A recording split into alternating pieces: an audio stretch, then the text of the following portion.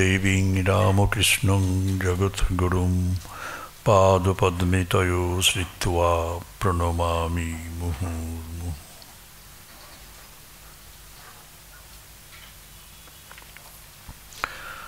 ওং নমঃ শ্রী জ্যোতিরাজায় বিবেকানন্দসূরয়ে সচ্চিৎসুখস্বরূপায় স্বামিনে তাপহারিণে।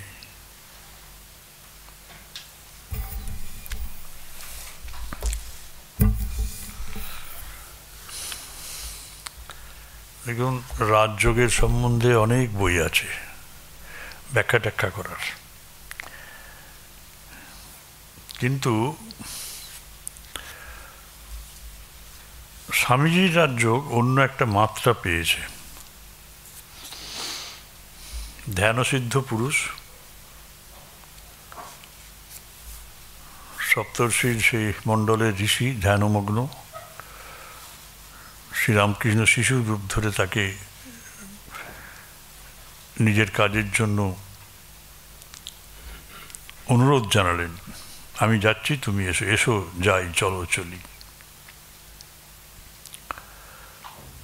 তিনি শুধু চোখটা খুলে সেই শিশুটিকে একবার দেখলেন, দেখে আবার ওই চোখটা খুলে যে দেখলেন, সম্মতি জানিয়ে আবার চোখ বন্ধ করলেন। ওই চোখ খোলা চোখ বন্ধ করার মধ্যে ৩৯ বছর চলে গেল। ব্যাস। সুতরাং ওই ৩৯ বছর তিনি ধ্যানসিদ্ধ অবস্থায় ছিলেন। তার প্রমাণ তিনি সরল রাজযোগ, আমি যেমনভাবে বলেছি সেটা দেখবেন, সরল থেকে আবার জটিলতর হবে, কিন্তু ওই সরল রাজযোগ ওটা কত পৃষ্ঠা, ১০-১২ পৃষ্ঠা হবে, ওইটা আপনারা মনে রাখবেন সবসময়। আর তার যে ইন্ট্রোডাকশন, এটি তার, আমি তো বলবো এটি মহত্তম সৃষ্টি।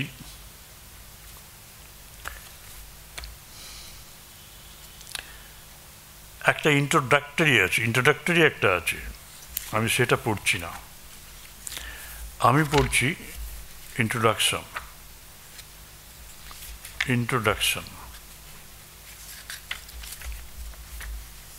আমি পড়ছি ইন্ট্রোডাকশন, মানে ১৩৮ পৃষ্ঠা ধরে যা বলেছেন সেটা আমি বলছি না, সেটা আমি সামারি করে দিয়েছি সে প্রথম দিনেই। এবং প্রসঙ্গক্রমে এটাও বলেছি, এই রাজযোগের তিনি ইন্ট্রোডাকশনেরও আগে ইউনিভার্সাল ফেথ সম্বন্ধে তার যে বক্তব্য জানিয়েছিলেন, সেটি একটি অভিনব জিনিস। Each soul is potentially divine. প্রত্যেকটা ধর্মই একথা মানে। এই জিনিসটার অভাব ছিল পৃথিবীতে। মানে 10টা বাগান থেকে ভালো ভালো ফুল নিয়ে একটা বুকে তৈরি করা, বলে দেওয়া হলো যে এটা হচ্ছে সব ধর্মের সেরা জিনিস বা সব বাগানের সেরা ফুল, কিন্তু এরা মরে যাবে, they will all wither away because they have no connection with the mother plant. ওইভাবে না, এইভাবে সমন্বয় হয় না। সমন্বয় হবে যে সমস্ত ধর্মের যে মূল সুর, মূল কথাটা কি, সেটাকে কেউ বলতে পারলেন না। পারবেন কি করে? ওই পুরুষের অভাব ছিল তো বহুকাল, কারোরই অভাব ছিল, মানে কোথাও ছিল না। ঋষিদের উপনিষদ কোথাও ছিল না। সবাই চরমতত্ত্ব ব্যাখ্যা করে গেছেন, কিন্তু যারা চরমতত্ত্ব নিতে পারবে না, নিচের দিকে আছে, তারা কীভাবে উন্নীত হবে এই চরমতত্ত্বের সঙ্গে? Each soul is potentially divine. একেবারে কি সুন্দর কথা! কেঁচো থেকে শুরু করে, পোকামাকড় থেকে শুরু করে, জীবজন্তু থেকে শুরু করে, গাছপালা থেকে শুরু করে, অল লিভিং অর্গানিজমস, এদের সমস্ত কিছু পরিণাম ওই ডিভিনিটি। এই তত্ত্বটাই তিনি রাজযোগের এই ইন্ট্রোডাকশানে বলছেন। কিভাবে বলছেন সেটা আপনারা লক্ষ্য রাখবেন। এই চিন্তাধারা কোথাও পাওয়া যাবে না। ইচ সোল পটেনশিয়ালি ডিভাইন, তাই যদি হয়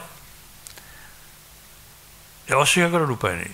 তুমি মুসলমান, তুমি খ্রিস্টান, তুমিও ডিভিনিটি খুঁজে যাচ্ছ, তোমাদের পাপ বাদ যে আছে, বলে না ওটা সুপারফিশিয়াল, ধরে নাও, ধরে নিতেই হবে।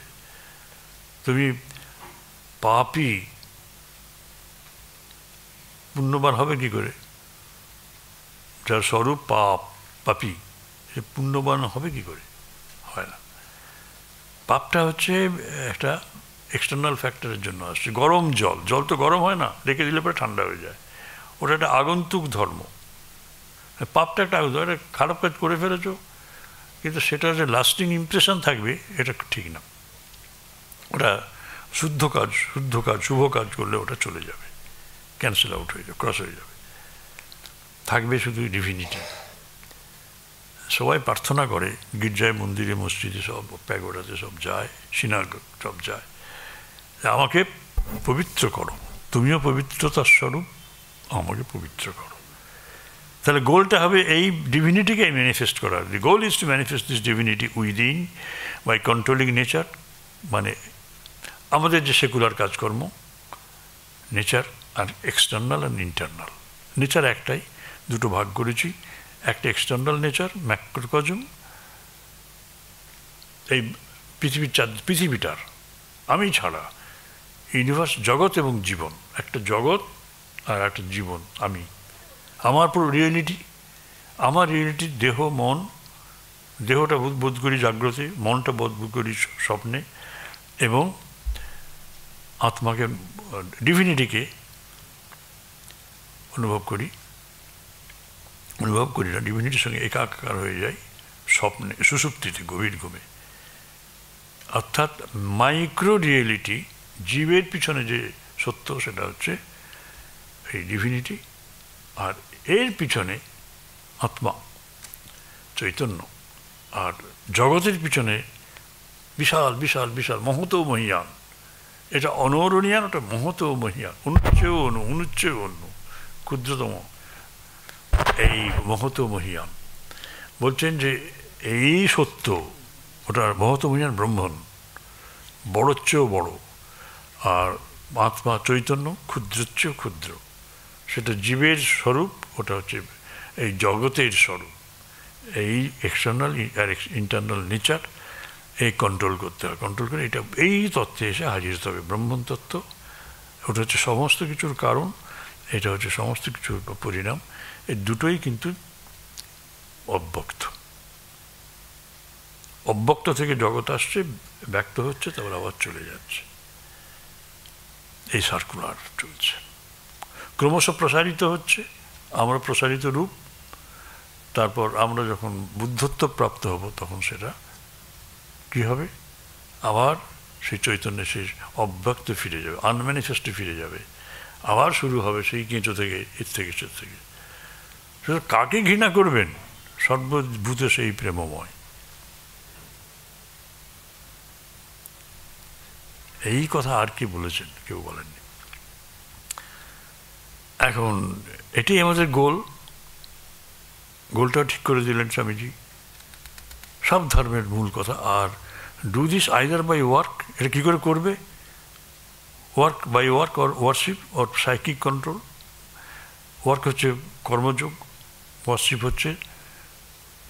হচ্ছে ভক্তিযোগ, সাইকিক কন্ট্রোল এটা হচ্ছে ধ্যানযোগ, এই রাজ্য যেটা বলছি, আর ফিলসফি এটা হচ্ছে জ্ঞানযোগ, দর্শন। বাই ওয়ান, একটা দিয়ে করো, or more, or all of this, by all of this you can do it, some combination. এবং সেগুলো কি? একটা হচ্ছে ওয়ার্ক, হাত দিয়ে করি, হাতের কাজগুলো কন্ট্রোল করো, আর ওয়ার্শিপ ভক্তি দিয়ে করি, হার্ট, এইচ, হ্যান্ড, হার্ট, পূজা, ভক্তি। সাইকিক কন্ট্রোল, মনের কন্ট্রোল, আর ফিলসফি হচ্ছে ব্রেন, হেডের control, head, hand and heart. এই 3H বলে, এটা আমি বলি যে এটা ভুল ব্যাখ্যা। স্বামীজিও বলছেন পরে কালে, সিরিজ কখনো তিনি বলেন, এর এখন পণ্ডিতরা সব ব্যবহার করছেন। সাইকিক কন্ট্রোল, অর্থাৎ মনের যোগ থাকতে হবে, মন ছাড়া আর কিচ্ছু আসবে না। আপনি ধ্যানই করুন, জপই করুন, এগুলো সবই মন, ভক্তি করুন। আপনার ছোটো ছেলেটাকে, নাতিটাকে, বাচ্চা নাতিটাকে যদি গোপালভাবে বলেন, এটা মনের ব্যাপার, তাহলেই আপনার কৃষ্ণ পূজা হবে। এটা ঠাকুরও বলে দিচ্ছেন, সে মনটা থাকতে হবে সেইভাবে। শুধু ভক্তি দিয়ে হয় না, ভক্তিটা শুধু হার্টের ব্যাপার না, ওর সাথে মন যুক্ত হবে। হ্যান্ড মানে এর সাথে মানে মনকে যুক্ত করতে হবে। সে মন যেমন করাবে তেমন করতে হবে। সেই জন্য মনটাই হচ্ছে আসল। সব জায়গার সাথে মন আছে যুক্ত। সুতরাং 3H প্লাস মাইন্ড। চৈতন্য ফিলোসফিতে আছে, চৈতন্য দর্শনে, গুরু কৃষ্ণ বৈষ্ণব তিনের দয়া হলো, একের দয়া বিনে জীব ছাড়ে কারে গেল। গুরু কৃষ্ণ বৈষ্ণব সব দয়া করেছেন আমাকে, কিন্তু মন আমার ওখানে নিবদ্ধ হয় না। মনের কৃপা ছাড়, মনের মানে এই বিরূপতার জন্য আমার সব চলে গেল। এই তো, এটা অদ্ভুত সিনথেসিস। সেজন্য এই সবগুলোকে দিয়ে একসাথে করতে হবে, সেটাই ভালো। যার বেশি কর্মের ঝোঁক, হ্যাঁ, সে রজগুণী। যার ভক্তির ঝোঁক, সে একটু সত্যগুণী। তারা ধ্যানী হতে পারে, ভক্তিবানও হতে পারে, দার্শনিকও হতে পারে, কিন্তু বলছে সকলকে সঙ্গে নাও। আর this is the whole of religion. এই হলো ধর্মের সব মূল কথা। এই ডক্ট্রিনস, যে মতবাদ, ডগমাস, rituals, books or temples, Veda, Bible, Quran, rituals, নানা রকম যে পূজা অর্চা এসব করা হয়, টেম্পলস মানে পূজার স্থান, ফর্মস, আকার, এইসব দেয়া হয়েছে, এগুলো সেকেন্ডারি ডিটেলস। কিন্তু বললেন না যে মিথ্যা,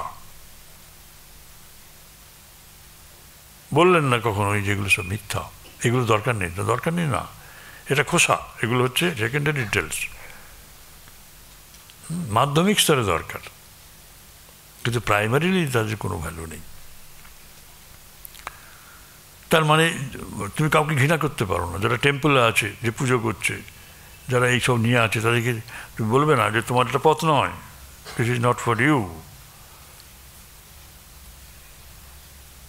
কারণটা হচ্ছে এই যে ওইগুলো তোমার আর আমার, আপনার সকলের এটা ধর্মজীবনকে সুরক্ষিত করে, প্রথম প্রোটেকশন দেয়, সুরক্ষা দেয়। যেমনভাবে একটা কাঁচা আম, আমরা ছালটা তো খাই না, ছালটা we peel off the skin of mango. ম্যাঙ্গোটাকে খেতে গেলে আমরা ছালটাকে ছাড়িয়ে খাই, কিন্তু কাঁচা অবস্থায় ছালটাকে ছাড়িয়ে দিলে পরে সে আমটা পাকবেই না। যদি বলি যে ছালটা husk is unnecessary, skin is unnecessary, ওটাকে শুধু you remove it, you won't get that tasty, big, beautiful, juicy mango. That is evident very much. আর যখন আমটা পেকে যায় তখন খোসাটা বাতিল হয়ে যায়। খোসা তো আমরা খাই না। কখন বাতিল করতে হবে খোসা, সেটা তোমার কখন, মানে টেম্পলের প্রয়োজন নেই। Temple will give you protection. Church, mosque, it will give you protection, but it is good to be born in a church, in a temple, in a mosque, but it is bad to die there. It's secondary. ওরা এমনিতেই খসে পড়ে যায়। ওটা হচ্ছে secondary details, নিষ্প্রয়োজন। কিন্তু প্রয়োজনটা আছে, ধান দরকার, ধানটা আছে, ধানের তুষটা রয়েছে কেন, হাস্ক, ফলটাকে, ফ্রুট যেটা কার্নেল, যেটা ভেতরে যেটা বস্তু, সেটাকে, গ্রেনটাকে পাকাবে বলে। আননেসেসারি বলে আগেই যদি ছাড়িয়ে দিই তাহলে সেটা পাকবে না। প্রয়োজন, এই যে সুন্দর করে বলে গেলেন। তা আমরা দেখুন এখানে অনেক কথা বলেছেন, 128 পৃষ্ঠা ধরে, 38 পৃষ্ঠা ধরে, 139 পৃষ্ঠা তিনি রিয়েল ইন্ট্রোডাকশনটা দিচ্ছেন। বলছেন, বিফোর গোয়িং ইনটু দ্য যোগ ও অ্যাফোরিজম, যোগসূত্রে যাওয়ার আগে I shall try to discuss one great question upon which rests the whole theory of religion for the yogis. বাপরে বাপ, যোগসূত্র ব্যাখ্যা করবার আগে যোগীদের সমগ্র ধর্মমত যে ভিত্তিটার উপর দাঁড়িয়ে আছে, আমি সেই বিরাট প্রশ্নটির আলোচনা করতে চাই।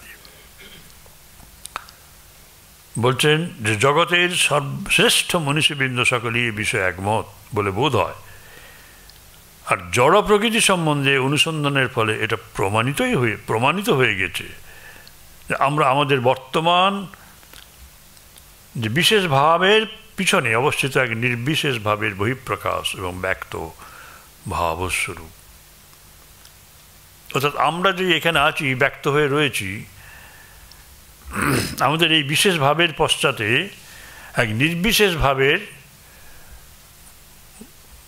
অবস্থান আছে, একটা আনম্যানিফেস্ট ভাবের।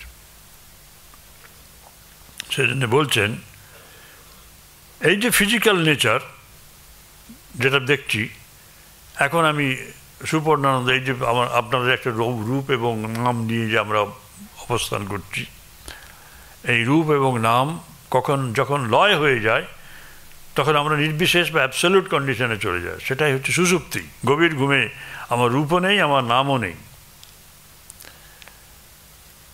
আবার জেগে যখন উঠি তখন ওগুলো খুব বেশি করে আছে। কেউ যদি অপমান করে, কেউ যদি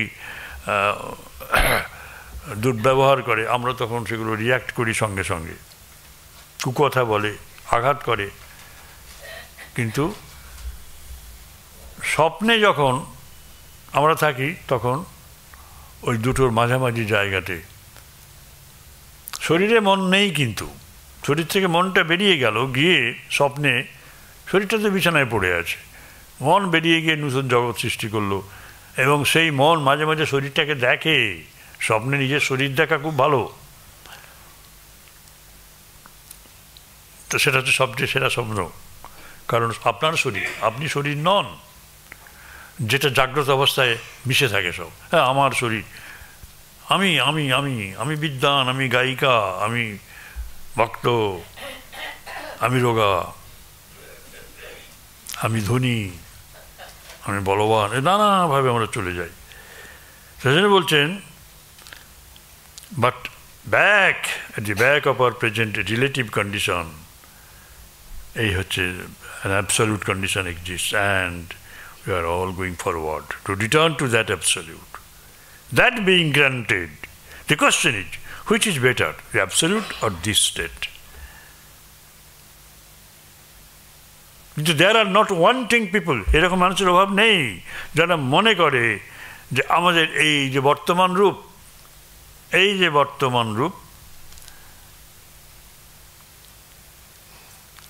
আমার এই যে বর্তমান রূপ সুপর্ণানন্দ, এই রূপটাই হচ্ছে হায়েস্ট স্টেট অফ ম্যান। অনেক লোক, অসংখ্য লোক এটাই মনে করে, পণ্ডিতরাও মনে করে। Thinkers of great caliber are of the opinion that we are manifestations of the undifferentiated being, and the differentiated state is higher than the absolute. বাহ, এই যে আমরা আনডিফারেন্সিয়েটেড, আমরা অব্যক্ত নেই, আর ব্যক্ত হয়েছি।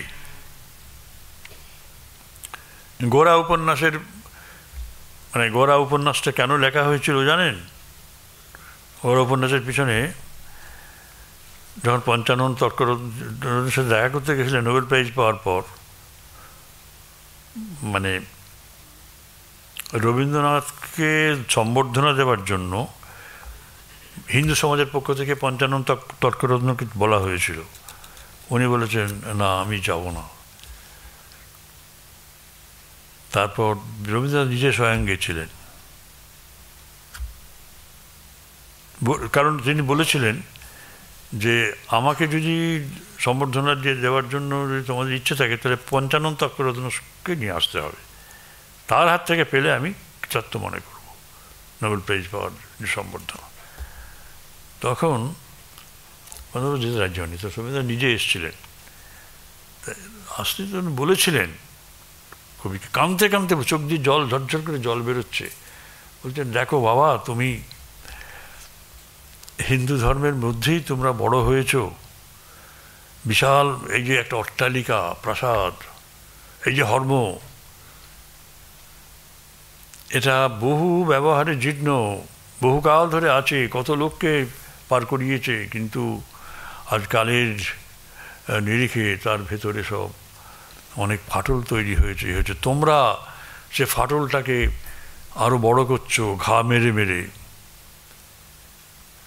এবং সেটাকে ফেলে দেবার চেষ্টা করছো, মেরে মানে ধূলিসাৎ করার চেষ্টা করছো।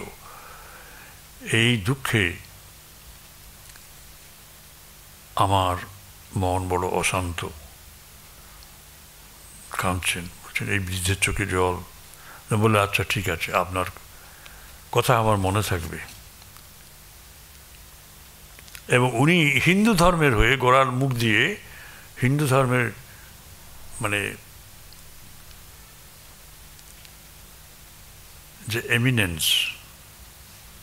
হিন্দু ধর্মের যে মূল তত্ত্ব, গোড়া একা সমস্ত ব্রাহ্মমতকে, এইসব মতকে খণ্ডন করছেন তার পালিত পিতার কাছে, পিতার সামনে। তিনি তো জানতেন না যে তিনি একজন আইরিশ, মানে নিবেদিতার ছাপটা রয়েছে, আইরিশ মা তার গর্ভজাত সন্তান। তার বাবা ছিলেন একজন মিলিটারি, বাবা মারা যান যুদ্ধে, মাও প্রসব করে মারা যান। আর তারপর ওই পরম হিন্দু ওর মা ওকে নিয়ে এসে মানুষ করেন, বলে বাবা তোকে যেদিন পেয়েছি সেদিনই আমার সব ধর্মকর্ম চলে গেছে। এই পটভূমিকাতে গোড়া এবার গোড়া হিন্দু হয়ে হিন্দু ধর্মের সংস্কার করতে শুরু করলো, ব্রাহ্মদের বিরুদ্ধে লড়াই, এইসব মানে একা উনি জয় করছে। তখন যখন সে প্রশ্ন করছেন, আমি নামটা ভুলে গেছি, বৃদ্ধের সঙ্গে তর্ক হচ্ছে, তখন উনি মানে গোরা তখন নিজের বলছেন, ব্রাহ্মণরা যখন বলছে যে তিনি নিরাকার, তখন গোরা একেবারে স্পষ্ট কথা বলেছে, দেখুন যে অব্যক্ত তাকে ব্যক্ত হতে হবে, আকার গ্রহণ করতে হবে, তা নইলে সেটা অসম্পূর্ণ, তা নইলে সেটা অসম্পূর্ণ। আমি চৈতন্য স্বরূপ নিরাকার চৈতন্য, গভীর ঘুমে যেমন থাকি, তাকে যদি সত্য হতে হয়, সম্পূর্ণ হতে হয়, তাহলে তাকে আকার ধারণ করতে হবে। হিন্দু ধর্ম সম্বন্ধে এবারে খুব জোরালো সমস্ত কথাবার্তা গোরার মুখে আপনারা পাবেন, সেটা রবীন্দ্রনাথেরই কথা।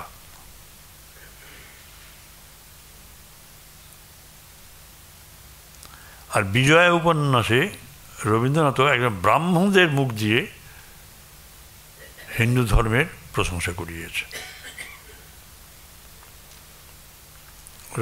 ওটা বইটার নাম হচ্ছে বিজয়া, বোধ হয় একটা কি বিজয়া, কি নামটা আমি ভুলে গেছি, তা চরিত্রের নামটা অদ্ভুত ব্যাপার। মানে ইনি ব্রাহ্মদের সাথে লড়াই করছেন হিন্দু ধর্ম নিয়ে, আর ব্রাহ্ম ধর্ম নিয়ে ব্রাহ্ম ধর্মের পক্ষ থেকে উনি হিন্দু ধর্মের সুপ্রতিষ্ঠা করছেন। সেই বিজয়া ব্রাহ্ম, তাকে তিনি ওর যে প্রেমিক সে ব্রাহ্ম ধর্মের যে হবু শ্বশুর হবে না, কিন্তু ব্রাহ্ম, তার সাথে বিয়ে দেবেন। কিন্তু বাবা বলে গেছিলেন, সে ডাক্তার ছিলেন না কীরকম, ওই নামটা ভুলে গেছি, যার সাথে বিয়ে হবে, কেউ জানেন কি জানি না। হ্যাঁ কি? হ্যাঁ শরৎচন্দ্রেরই তো, কিন্তু ওই নামটা ওই উনি লন্ডনে ছিলেন, পড়াশোনা করে এসছেন, ওর বাবার পাশে পড়িয়েছে। হ্যাঁ দত্তা তো বটি, ওইটা আর কি, বিজয়া নাম হয়ে বেরিয়েছে। হ্যাঁ নরেন ইয়েস, এই নরেন। যখন ওর সাথে যখন ওই রাসবিহারীর ছেলের সাথে যখন বিয়ে হবে, রাসবিহারী ব্রাহ্ম, তখনই ওই বিজয়া এত সব শুনে, ব্রাহ্ম এত সংস্কার এতদিনের, এই পরম হিন্দু নরেনের গলায় মালা দিলেন, ব্যাস। না সেটা ঠিক ছিল, কিন্তু ওই শরৎচন্দ্রের উল্টো স্ট্র্যাটেজি। আর রবীন্দ্রনাথ এখানেও গোরাকে ধরলেন, গোরা ব্রাহ্মদের সাথে তর্ক করছেন, হ্যাঁ হিন্দু হয়ে, আর ও ব্রাহ্ম সে নিজে হিন্দু ধর্মের পক্ষ নিয়ে এই করছে, ধূলিসাৎ করছেন। এই একটা পদ্ধতি নিয়ে অন্য একটা পদ্ধতি, সবই রবীন্দ্রনাথের সৃষ্টি। কিন্তু ওই যে কথা দিয়েছিলেন চক্ররত্ন মশাইকে যে আমি সবগুলো ইয়ে করবো, আমরা যারা পাঠক তারা যদি এই ভাবনাটা রাখি তাহলে মানে ওদের অবস্থানের গুরুত্বটা অনুভব করব। তা এইখানে বলছেন যে there are not wanting people, এখানে এমন লোকের অভাব নেই who think that this manifested state is the highest state of man. Thinkers of great caliber are of the opinion that we are the manifestations of undifferentiated being and the differentiated state is higher than the absolute. যেমন ঠিক ইনি বলেছেন, দেখুন একদম সমানভাবে অনুরণিত হচ্ছে। গোড়ার মুখ দিয়ে যে রবীন্দ্রনাথ বলিয়েছেন, সেই নিরাকার নিষ্পন্দ ওই সব স্টেট, তার যদি প্রকাশ না হয় তাহলে সে অসম্পূর্ণ, এক কথায় এটা বলে দিচ্ছেন এখানে। এবং সাইলেন্সড হয়ে গেলেন উনি, নামটা ভুলে গেলাম ওই সেই ভদ্রলোকের, ব্রাহ্ম লিডার বৃদ্ধ, উনি সেই মেয়েগুলো ছিল আর কি। যাই হোক, এমন লোকের অভাব নেই যিনি মনে করেন এই ব্যক্ত অবস্থায় মানুষের সর্বোচ্চ অবস্থা, অর্থাৎ জন্ম এবং মৃত্যুর মধ্যে আমাদের যে অবস্থান, যে প্রকাশিত রূপ, সেটাই বড় কথা। এটা ঠাকুর কিছু কিছু বলেছেন কথামৃতে। মানব জন্ম অত্যন্ত গুরুত্বপূর্ণ জন্ম, কারণ এই জন্মেই ওই ঈশ্বর লাভ হবে, এই জন্মেই। কারণ আর দেবতাদের তো কোনো নেই, নিয়ম টিয়ম কিছু নেই, দেবতাদের কোনো নিয়ম টিয়ম নেই, ওখানে কোনো নিয়ম নেই। ওটা ভোগায়তন, ভোগের জন্য জায়গাটা, স্বর্গভোগের জন্য। মরতেই কর্ম করে ভালো হতে হবে, কর্ম করেই খারাপ হয়। বলছেন যুক্তি বা ন্যায়ের ভাষায় না, অনেক শক্তিমান মনীষীর মত আমরা এক নির্বিশেষ সত্তার ব্যক্ত ভাব এবং নির্বিশেষ অবস্থা অপেক্ষা এই সব বিশেষ অবস্থা শ্রেষ্ঠ। তারা মনে করেন নির্বিশেষ সত্তার কোনো গুণ থাকতে পারে না, নির্বিশেষ সত্তার কোনো গুণ থাকতে পারে না। ঠিকই তো, ঠিক ওইখানে ওই কথাই বলছেন। কিন্তু রবীন্দ্রনাথ স্বামীজি তার গোড়া পড়েননি, অনেক পরে লেখা। সুতরাং উহা নিশ্চয়ই অচৈতন্য, জড় এবং প্রাণ শূন্য। তারা আরও মনে করেন এই জীবনেই কেবল সুখভোগ সম্ভব, সুতরাং এই জীবনের প্রতি আমাদের আসক্ত হওয়া উচিত। প্রথমেই আমরা অনুসন্ধান করিব জীবন সমস্যার আর কি কি সমাধান আছে। স্বামীজি বলছেন এ সম্বন্ধে এক অতি প্রাচীন সিদ্ধান্ত এই যে মৃত্যুর পর মানুষ পূর্বের মতোই থাকে, তবে তার অশুভগুলি থাকে না, কেবল যেগুলি ভালো সেগুলি সব চিরকালের জন্য থাকিয়া যায়। যুক্তি বা ন্যায়ের ভাষায় এই সত্যটি স্থাপন করিলে এইরূপ দাঁড়ায় যে মানুষের লক্ষ্য এই জগৎ, এই জগতেরই কিছু উচ্চাবস্থা এবং ইহার মন্দ অংশ বাদ দিলে যাহা থাকে তাহাকেই স্বর্গ বলে। এই মতটি যে অসম্ভব এবং ভালো জনচিত তাহা অতি সহজেই বোঝা যায়। ভালোটা থাকবে, খারাপটা থাকবে না তা তো না। তাহলে আমাদের জন্মের সময়তেই আমরা তো আলাদা থাকি, আমরা আলাদা থাকি তো জন্মের সঙ্গে একজন কুঁড়ে ঘরে একজন ভিখিরিনীর গর্ভে একজন ছেলে জন্মাচ্ছে, আর একজন অমিতাভ বচ্চনের ছেলে হয়ে জন্মাচ্ছে। দুজনে কি এক হবে? বেড়ে উঠবে তারা অন্য পরিবেশে, অন্যভাবে। এই ভালো মন্দগুলো, এইগুলো জাতি, আয়ু এবং ভোগ, এইখানেই আলোচনা হবে। জাতি, আয়ু এবং ভোগ, কোন জাতিতে জন্মাবো, কতটুকু আয়ু পাবো, কী পরিমাণ ভোগের মধ্যে জীবনযাপন করব, সেগুলো সব কর্মবিপাক, কর্মের দ্বারাই নির্ধারিত হয়। সুতরাং কে কতদিন বাঁচব, অকাল মৃত্যু বলে কিছু নেই, সেটা বড় কথা নয়। কারণ আপনার একটা জন্ম দরকার ছিল অল্প সময়ের জন্য। সেই গঙ্গা কথা দিয়েছিলেন শান্তনুকে, সপ্তবসু তারা সঙ্গে সঙ্গে জন্মের পরেই বলে গর্ভযন্ত্রণাটুকু পাবে। তারা গরু সুরভি চুরি করতে গেছিলেন, একজন চুরি করেছিল, আর 7 জন সঙ্গে ছিল, সঙ্গে থাকার জন্য তাদেরও গর্ভ যন্ত্রণা হলো, যাও। তারা কিন্তু বলে জন্মমূর্তি তোমাকে মুক্ত করে দেবো তোমাদের। তাহলে আমরা বলি কি যে অকালে মরে গেল শিশুটা, তা নয়, তার ওইটুকু জন্ম দরকার ছিল। সে ইজ এ ব্লেসেড চাইল্ড। আর ভীষ্ম সে গরু চুরি করেছিলেন, ভীষ্ম গরু চুরি করেছিলেন বলে তাকে জীবন যন্ত্রণাটাও ভোগ করতে হলো। তীরবিদ্ধ অবস্থায় শয্যাশায়ী থেকে কি সমস্ত বদ রক্ত বলে দুর্যোধনের দেওয়া রক্ত সমস্ত তাকে বেরিয়ে গেছে। এইবার এখনও কি আমি, যখন শ্রীকৃষ্ণ বলছেন আপনি উপদেশ করুন, শান্তি পর্ব, অনুশাসন পর্ব, সে তো পড়েছেন, বিশাল বিশাল ব্যাপার, অনুশাসন করুন। তখন দ্রৌপদী বলে উনি কি উপদেশ দেবেন, আমার যখন লাঞ্ছনা হচ্ছে উনি তখন মাথা নিচু করে বসে আছেন, গুরুবৃদ্ধ, উনি আবার এখন উপদেশ দেবেন কি?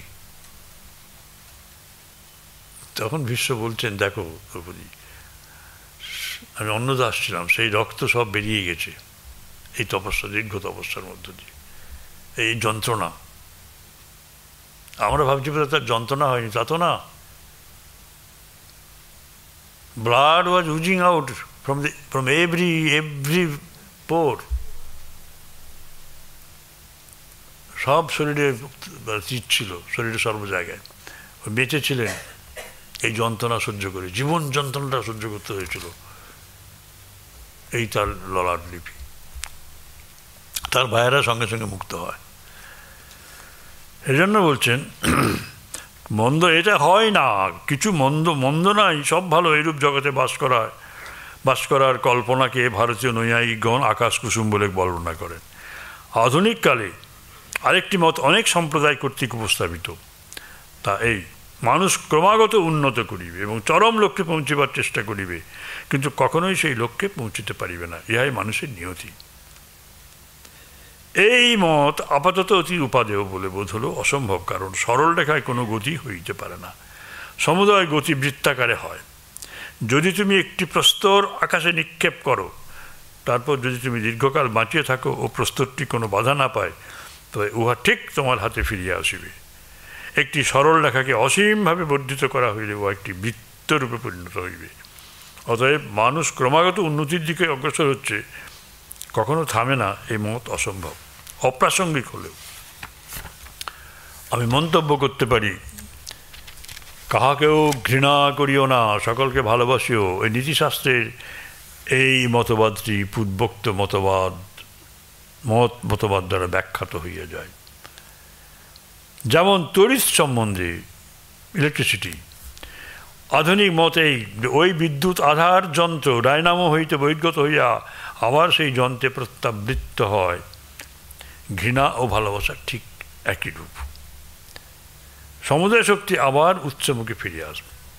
অতএব কাউকে ঘৃণা করো না, কারণ যে ঘৃণা তোমা হইতে বহির্গত হয় তাহা কালে তোমারই নিকট ফিরিয়া আসে। যদি তুমি ভালোবাসো, তবে সে ভালোবাসাও তোমার নিকট ফিরিয়া আসবে। ইহা হতে নিশ্চিত যে মানুষের অন্তঃকরণ হইতে যে ঘৃণা বহির্গত হয়, তাহা অনুপরিমাণ ফিরিয়া আসিয়া তাহার উপর পূর্ণ বিক্রমে প্রভাব বিস্তার করে। ইহার গতি কেহ রোধ করিতে পারে না।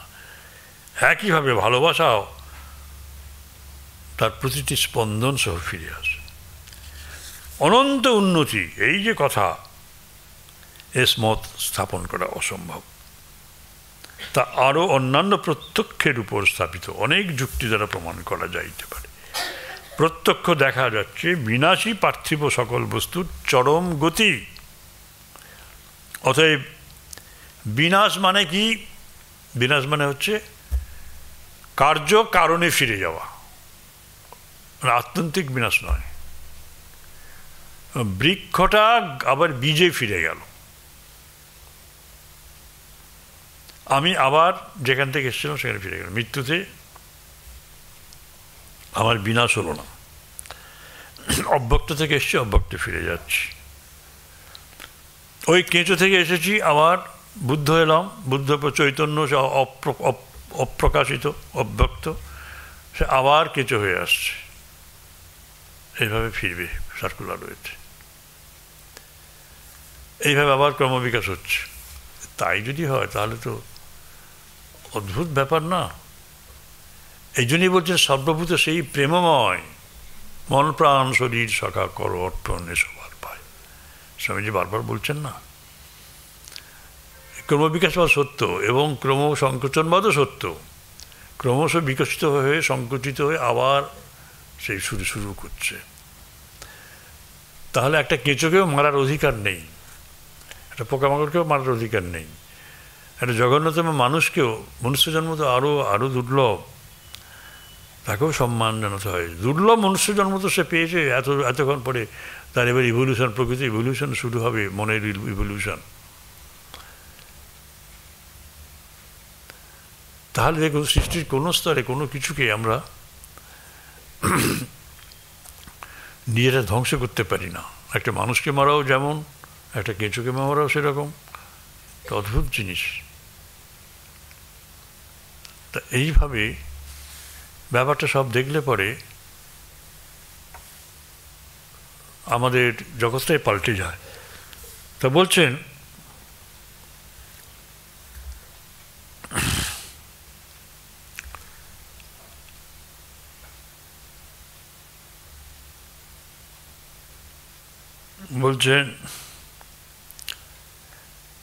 বিনাশী পার্থিব সকল বস্তুর চরম গতি, অতএব অনন্ত উন্নতির মত কোনো মতেই টিকিতে পারে না।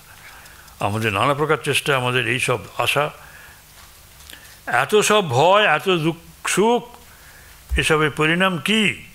মৃত্যুই আমাদের সকলের চরম পরিণাম। এর থেকে আর সুনিশ্চিত কিছু নাই। তাহলে সরল রেখার গতি কি হলো? উন্নতির অবনতির কি হলো? অনন্ত উন্নতি কোথায়? কিছু দূর যাওয়া, আবার যেখান হইতে গতি আরম্ভ হইয়াছিল সেই স্থানে ফিরিয়ে আসা। দেখো, সেই নিহারিকা নেবুলা, সেখান থেকে সূর্য চন্দ্র তারা উৎপন্ন হচ্ছে, পরে নিহারিকাতেই ফিরিয়ে আসতেছে। সর্বত্র এই রূপ। উদ্ভিদ মৃত্তিকা হইতেই উপাদান সংগ্রহ করিতেছে, উদ্ভিদ মৃত্তিকা হইতেই উপাদান সংগ্রহ করিতেছে। আবার যখন সংগঠন ভাঙিয়া যায়, তখন মাটিতেই সব ফিরে যায়। যা কিছু আকার পরিগ্রহ করে, তাহা পরমাণু হইতে উৎপন্ন হইয়া আবার সেই পরমাণুতেই ফিরিয়া যাইতেছে। এই যে প্রকাশ এবং অপ্রকাশ, এর খেলা, সংকোচন এবং বিস্তার। একই নিয়ম বিভিন্ন স্থানে বিভিন্নভাবে কার্য করিবে, তা হইতে পারে না। নিয়ম সর্বত্র এইরূপ, একরূপ। ইহা অপেক্ষা নিশ্চয় আর কিছু নাই। ইহা যদি প্রকৃতির নিয়ম হয়, তাহা হইলে অন্তর্জগতেও এই নিয়ম খাটিবে। চিন্তা ইহার উৎপত্তি স্থানে গিয়া লয় পাইবে। আমি ইচ্ছা করি বা না করি, আমাদিগকে আমাদের সেই আদিতে পরম সত্তা ঈশ্বরে ফিরিয়ে যাইতে হইবে। আমরা ঈশ্বর হইতে আসিয়াছি, আমাদেরকে পুনরায় ঈশ্বরে, আমরা এটাকেই ভগবান লাভ বলি, চৈতন্য লাভ। তুমি চৈতন্য হও, তাকে জেনেমেই ডাকো। গড বা ঈশ্বর বলো, নির্বিশেষ বা পরম ব্রহ্ম বলো, প্রকৃতি বলো, ও সে একই বস্তু, যা হইতে বিশ্বজগৎ উৎপন্ন, সমুদয় প্রাণী অবস্থান করে, যাহাতে আবার সব কিছু ফিরিয়া যাইবে। যতবা ইমানি ভূতানি জায়ন্তে, যেন জাতানি জীবন্তি, যৎ প্রয়ন্ত বিশন্তি। এই অপেক্ষা নিশ্চয় আর কিছু হইতেই পারে না। প্রকৃতি সর্বত্র এক নিয়মে কার্য করিয়া থাকে। এক স্তরে যে কার্য হইতেছে, অন্য লক্ষ লক্ষ স্তরেও তাহাই পুনরাবর্তিত হয়। গ্রহসমূহে যাহা দেখিতে পাও, এই পৃথিবীতে সকল মনুষ্য সর্বত্র সেই একই ব্যাপার চলিতেছে। বৃহৎ তরঙ্গ ক্ষুদ্র ক্ষুদ্র বহু তরঙ্গের এক মহা সমষ্টি মাত্র। জগতের জীবন বলিতে লক্ষ লক্ষ ক্ষুদ্র জীবনের সমষ্টি মাত্র বুঝায়। জগৎ জীবন কি? ক্ষুদ্র ক্ষুদ্র জীবনের সমষ্টি। আর জগতের মৃত্যু বলিতে এই সকল লক্ষ লক্ষ ক্ষুদ্র ক্ষুদ্র জীবের মৃত্যুই বোঝাবে। এখন প্রশ্ন, এই ভগবানের প্রত্যাবর্তন উচ্চতর অবস্থান কিনা? যোগ ও মতাবলম্বী দার্শনিকগণ একথার উত্তর দৃঢ়ভাবে বলেন, হ্যাঁ, উহা উচ্চ অবস্থা। তারা বলেন, মানুষের বর্তমান অবস্থা একটি অধঃপতিত অবস্থা। জগতে এমন কোনো ধর্ম নেই যাহা বলে মানুষ পূর্বে যাহা ছিল তদপেক্ষা উন্নত হইয়াছে। ভাবটি এই যে আদিতে মানুষ শুদ্ধ পূর্ণ ছিল, পরে ক্রমাগত অবনত হইতে থাকে, এতদূর নিচে যায় যাহা নিচে সে আর যাইতে পারে না। পরে এমন এক সময় আসিবে যখন সে সবেগে আবার উপরে উঠিতে থাকিবে এবং বৃত্ত গতি সম্পূর্ণ করিয়া পূর্বস্থানে উপনীত হইবে। রত্নাকর থেকে বাল্মীকিতে যে রূপান্তর, সেটা একই জন্মে একই কারণে। হাজারখানেক লোক তো মেরেছিলেন রত্নাকর দস্যু, তিনি পড়ছেন কিন্তু ওই যে রবীন্দ্রনাথ যেমন বলেছেন, পড়ার শেষে যে পড়েছে তলায় এসে ঠাঁই পেয়েছে, এবার উঠবে। সে পড়ছে অবনত হচ্ছে। এটাও এক ধরনের উন্নতি, কারণ এখন তার আপটার আসেনি সময়, যেই শেষ হলো অমনি আবার। সুতরাং মানবাত্মার কোনো অবস্থাকেই অগৌরবের বলে ভাবতে নেই। আমরা জানি না তার কর্ম তাকে কোথায় নিয়ে যাচ্ছে।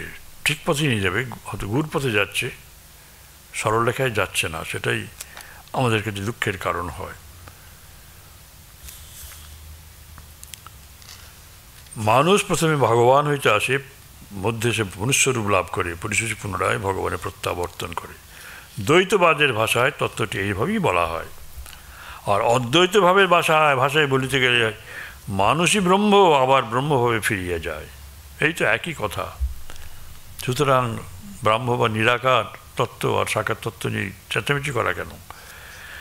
যদি এটিই উচ্চতর অবস্থা হয় তবে ইহার শেষ হয় কেন? তবে সুতরাং এটা উচ্চতর নয়। যেটি বিকৃত এবং অবনত হয় সেটি কখনো সর্বোচ্চ অবস্থা হইতে পারে না। এই জগৎ একটা এত পৈশাচিক ভাবাপন্ন, এত অতৃপ্তিকর কেন, এই বিষয়ে একটু বলা যাইতে পারে যে ইহার মধ্য দিয়ে আমরা একটি উচ্চতর পথে উঠিতেছি।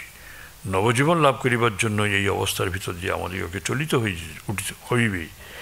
ভূমিতে বীজ পুঁতিয়া দাও, উহা বিশ্লিষ্ট হইয়া কিছুকাল পরে একেবারে মাটির সহিত মিশিয়া যাইবে। আবার সেই বিশ্লিষ্ট অবস্থা হইতে এক মহাবৃক্ষ উৎপন্ন হয়। এই ব্রহ্মভাবাপন্ন হইতে হইলে প্রত্যেক জীবাত্মাকেই ওই বিশ্লেষণের ভিতর দিয়া যাইতে হইবে। ইহা হইতে বেশ বোঝা যাইতেছে যে আমরা যত শীঘ্র এই মানব সঙ্গক অবস্থা বিশেষকে অতিক্রম করিতে পারি আমাদের ততই মঙ্গল। তবে কি আত্মহত্যা করিয়া আমরা এই অবস্থা অতিক্রম করিব? কখনোই না। উহাতে বরং আরও অনিষ্ট হয়। শরীরকে অনর্থক পীড়া দেয়া অথবা জগৎকে গালাগালি দেয়া ইহার বাহিরে যাওয়ার উপায় নয়। আমাদের নৈরাশ্যের পঙ্কিল হ্রদের মধ্য দিয়া যাইতে হইবে, আর যত শীঘ্র উহা অতিক্রম করিতে পারি ততই মঙ্গল। কিন্তু এটি যেন সর্বদা স্মরণ থাকে যে আমাদের এই মনুষ্য অবস্থা সর্বোচ্চ অবস্থা নয়। ইহার মধ্যে এইটুকু বোঝা বাস্তবিক কঠিন যে নির্বিশেষ অবস্থাকে সর্বোচ্চ অবস্থা বলা হয়, তা অনেকে যেরূপ আশঙ্কা করেন প্রস্তর বা স্পঞ্জ প্রভৃতি অবস্থার মতো নয়। তাহাদের মতে জগতে মাত্র দুই প্রকার অস্তিত্ব আছে, এক প্রকার প্রস্তরাদির ন্যায় জড়, অপর প্রকার চিন্তা বিশিষ্ট। অস্তিত্বকে দুই প্রকারে সীমাবদ্ধ করিবার কি অধিকার তাহাদের আছে? স্বামীজি মানছেন না। চিন্তা হইতে অনন্ত গুণ উৎকৃষ্ট অথবা অবস্থা কি নাই? আলোকের স্পন্দন, আলোকের কম্পন অতি মৃদু হইলেও আমরা দেখিতে পাই না, আর যখন ওই কম্পন অপেক্ষাকৃত তীব্র হয় তখন আমাদের চোখকে উহা আলোকরূপে প্রতিভাত হয়। যখন আরও তীব্র হয় তখনও আমরা উহা দেখিতে পাই না, উহা আমাদের চোখকে অন্ধকারবৎ প্রতীয়মান হয়। এই শেষোক্ত অন্ধকার কি প্রথমোক্ত অন্ধকারের মতো? নিশ্চয় নয়। উহারা দুই মেরুদণ্ডের ন্যায় বিভিন্ন। একটা আমার চোখের পাওয়ার সহ্য করতে পারছে না, আর একটা চোখের পাওয়ার সেখানে যেতেই পারছে না, এত মৃদু। The two extremes look alike. এটাই বলছেন স্বামীজি।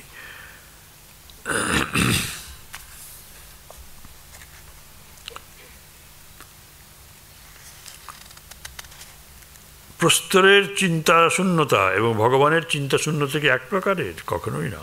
ভগবান চিন্তা করেন না, বিচারও করেন না। কেন করিবেন? তাহার নিকট কি কিছু অজ্ঞাত আছে যে তিনি বিচার করিবেন? প্রস্তর বিচার করিতে পারে না, আর ঈশ্বর বিচার করেন না, এই পার্থক্য।